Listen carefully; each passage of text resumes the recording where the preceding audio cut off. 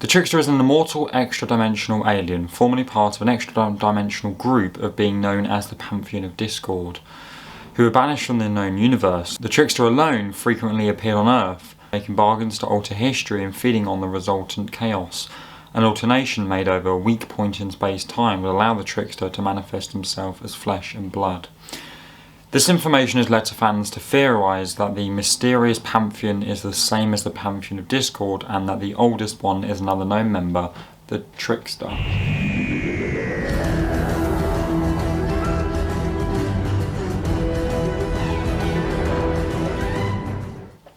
So this video is trying to piece some pieces together to really look at if the Trickster was a possibility about him returning. The Trickster was first mentioned in a 1992 Doctor Who novel Love and War, but he made his live-action debut in the Sarah Jane Adventures Season 1 serial, which is a spin-off to Doctor Who. Whatever happened to Sarah Jane?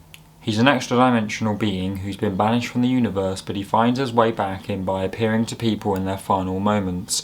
The Trickster offers to let them change one thing about their life and feeds off the ensuing chaos if they agree. For example, in Whatever Happened to Sarah Jane, he appeared as Sarah's friend Andrea Yates just before her untimely death and offered her a chance to live. Andrea agreed, and Sarah Jane died in her place, erasing her from the timeline until Andrea later did the right thing and took back the deal. While he has his limits, the Trickster is extremely powerful and cunning, much like the other members of the Pantheon. So we're seeing quite a lot of similarities here between, you could say, the Toymaker and, the gods, which has been described by Russell T Davies, and the Trickster could be one of them. He has the same sort of abilities in terms of how powerful he can be.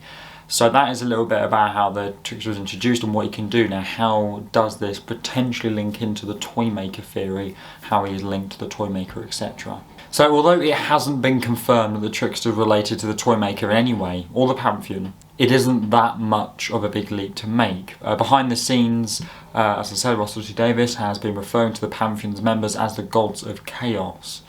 The Trickster also seems to play by similar rules to the Toymaker and Maestro, with all three having to find their way into the universe, usually by tricking or making a deal with an unsuspecting victim. Furthermore, it would make sense if the Trickster was the oldest and most powerful god of chaos, considering he feeds on chaos and can warp space-time to an alarming degree. There have already been a couple of hints in Doctor Who that the Trickster is the one who waits first, although many, including the Doctor, have assumed that the person who left Ruby on the church steps on Christmas was her mother. This has not actually been confirmed.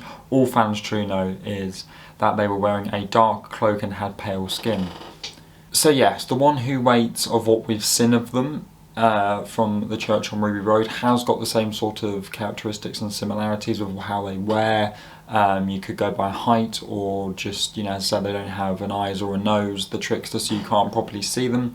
So you could make that out of the pale skin with the black cloak, etc. But also in the Devil's Chord. In the Devil's Chord, where Maestro tells Ruby to sing, Ruby sings an eerie melody. That's wrong.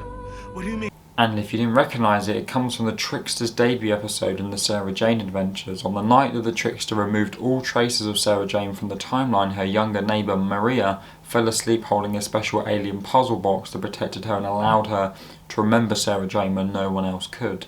The music that plays while Maria sleeps in the same unsettling tune is the one that Ruby sings. So that suggests that Ruby's origin is connected to the events of Whatever Happened to Sarah Jane in some way. Considering how the Doctor's memory on the night Ruby was born appeared to change in Season 1 of Episode 1 of Space Babies, perhaps this was a side effect of the Trickster meddling with the time and making a deal with someone. This would further support the idea that the Trickster is connected to Ruby. A lot to digest there from what I have just been speaking about.